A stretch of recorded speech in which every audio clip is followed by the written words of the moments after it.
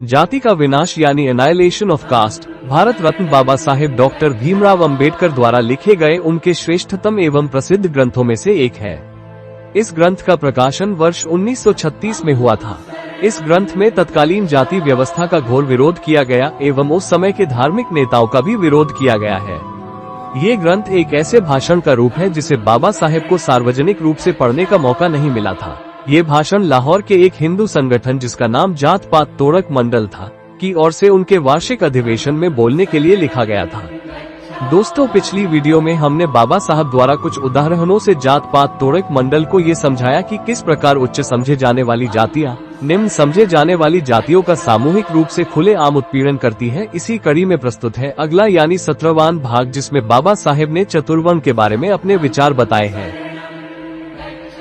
मान लेते हैं कि चातुर्वर्ण्य व्यवहारिक है, फिर भी मेरा मानना है कि यह सबसे घातक प्रणाली है। यह विचार कि ब्राह्मणों को ज्ञान अर्जित करना चाहिए, क्षत्रियों को हथियार धारण करना चाहिए, वैश्यों को व्यापार करना चाहिए और शूद्रों को सेवा करनी चाहिए, श्रम विभाजन की प्रणाली जैसा प्रतीत होता है। चाहे ये सिद्धांत ये बताने के लिए था कि शूद्र को धन अर्जित करने की आवश्यकता नहीं है, या ये तय करने के लिए था कि उसे ऐसा नहीं करना चाहिए, यह एक दिलचस्प सवाल है। चातुर्वर्ण्य के समर्थक इसका पहला अर्थ निकालते हैं। वे कहते हैं जब तीनों वर्ण ब्राह्मण, क्षत्रिय, वैश्य, शूद्र का समर्थन करने के लिए हैं, तो शूद्र को धन कमाने की चिंता क्यों करनी चाहिए? जब ब्राह्मण पढ़ाई लिखाई के लिए उपलब्ध है, तो शूद्र को शिक्षा लेने की क्या आवश्यकता है? जब क्षत्रिय उसकी रक्षा के लिए है, तो उसे हथियार धारण करने की क्या जरूरत है? चातुर्वर्ण्य की इस व्याख्या के अनुसार शूद्र को एक संरक्षक के रूप में देखा जाता है और तीनों वर्णों को उसका अभिभावक। इस प्रकार की व्याख्या एक सरल, ऊंचा उठाने वाला और आकर्षक सिद्धांत प्रतीत होती है। मान ले कि यह चातुर्वर्ण्य की मूल अवधारणा है, तो मुझे लगता है कि यह प्रणाली न तो मूर्ख प्रमाण है और न ही धोखेबाजों से सुरक्षित। क्या होगा यदि ब्राह्मण, वैश्य और क्षत्रिय ज्ञान प्राप्त करने, आर्थिक उद्यमों में संलग्न होने और अच्छे सैनिक बनने में असफल हो जाते हैं, जो कि उनके कर्तव्य है? इसके विपरीत मान ले कि वे अपने कर्तव्यों का पालन करते हैं, लेकिन शूद्र या एक दूसरे के प्रति अपने दायित्वों की उपेक्षा करते हैं, तो क्या होगा यदि तीनों वर्ग शूद्र का उचित शर्तों पर समर्थन करने से इनकार कर दें या उसे दबाकर रखने के लिए एकजुट हो जाएं? जब ब्राह्मण ही उसकी अज्ञानता का फायदा उठाने की कोशिश करता है, तो शूद्र के हितों की रक्षा कौन करेगा? जब क्षत्रिय उसकी स्वतंत्रता छीनने की कोशिश करता है, तो शूद्र, ब्राह्मण और वैश्य की स्वतंत्रता की रक्षा कौन करेगा? एक वर्ग का दूसरे वर्ग पर परस्पर निर्भर होना अनिवार्य है। कभी कभी एक वर्ग की दूसरे पर निर्भरता स्वीकार्य भी हो सकती है, लेकिन किसी व्यक्ति को उसकी जीवन की मूलभूत आवश्यकताओं के लिए दूसरे पर निर्भर क्यों किया जाए? शिक्षा हर किसी के लिए अनिवार्य है। रक्षा के साधन हर किसी के पास होने चाहिए। ये प्रत्येक व्यक्ति के आत्म संरक्षण के लिए सर्वोच्च आवश्यकताएं हैं। यदि एक व्यक्ति निरक्षर और निःशस्त्र है, तो उसका शिक्षित और शस्त्रधारी पड़ोसी उसकी कितनी मदद कर सकता है? ये पूरी धारणा ही बेतुकी है। ये ऐसे सवाल हैं जिन पर प्रश्नवाचक चिन्ह चातुर्वर्ण्य के समर्थक शायद ही चिंतित होते हैं, लेकिन ये बेहद महत्वपूर्ण सवाल है। मान ले कि चातुर्वर्ण्य की यह अवधारणा कि विभिन्न वर्गों के बीच संबंध अभिभावक और शरणार्थी का है, सही है, तो यह मानना पड़ेगा कि यह प्रणाली शरणार्थी को अभिभावक के कुकर्मों से बचाने का कोई प्रावधान नहीं करती। चाहे अभिभावक और शरणार्थी का संबंध चातुर्वर्ण्य की मूल अवधारणा रहा हो या नहीं, इसमें कोई संदेह नहीं है कि व्यवहार में ये संबंध मालिक और सेवकों का रहा है। तीनों वर्ग ब्राह्मण, क्षत्रिय और वैश्य भले ही आपस में बहुत सुखी न रहे हों, लेकिन उन्होंने समझौते से काम चला लिया। ब्राह्मण ने क्षत्रिय की चापलूसी की और दोनों ने वैश्यों को जीवित रखा ताकि वे उनसे जीविकोपार्जन कर सके, लेकिन तीनों ने शूद्र को कुचलने का फैसला किया। उसे धन अर्जित करने की अनुमति नहीं थी ताकि वो तीनों वर्णों से स्वतंत्र न हो सके। उसे ज्ञान प्राप्त करने से मना किया गया ताकि वो अपने हितों की सतर्कता से रक्षा न कर सके।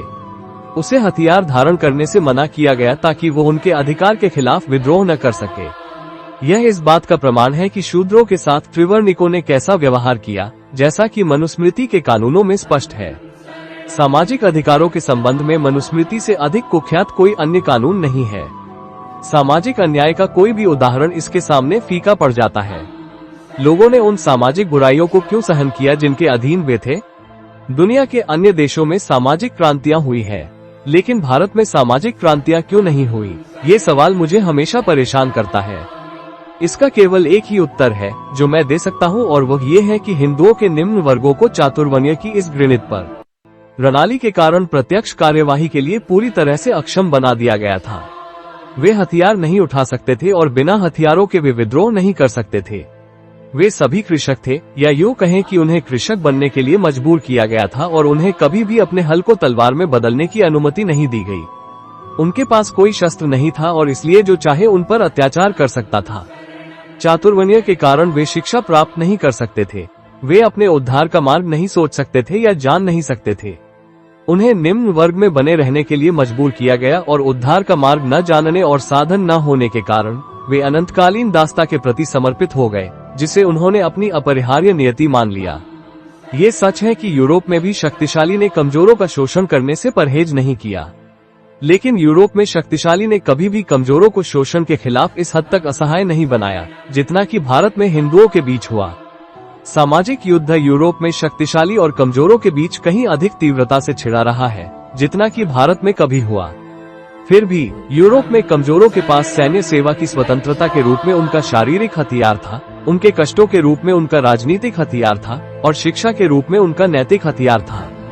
इन तीनों हथियारों को मुक्त कराने के हथियार कभी भी यूरोप में शक्तिशाली ने कमजोरों से छीन नहीं लिया, परंतु भारत में चातुर्वर्ण्य ने ये सभी हथियार आम लोगों से छीन लिए। चातुर्वर्ण्य से अधिक अपमानजनक सामाजिक संगठन प्रणाली और कोई नहीं हो सकती। यह वो प्रणाली है जो लोगों को सहायक गतिविधियों से वंचित, निष्क्रिय और अपंग बना देती है। यह कोई अतिशयोक्ति नहीं है। इतिहास इसका पर्याप्त प्रश्नवाचक चिन्ह प्रमाण प्रस्तुत करता है।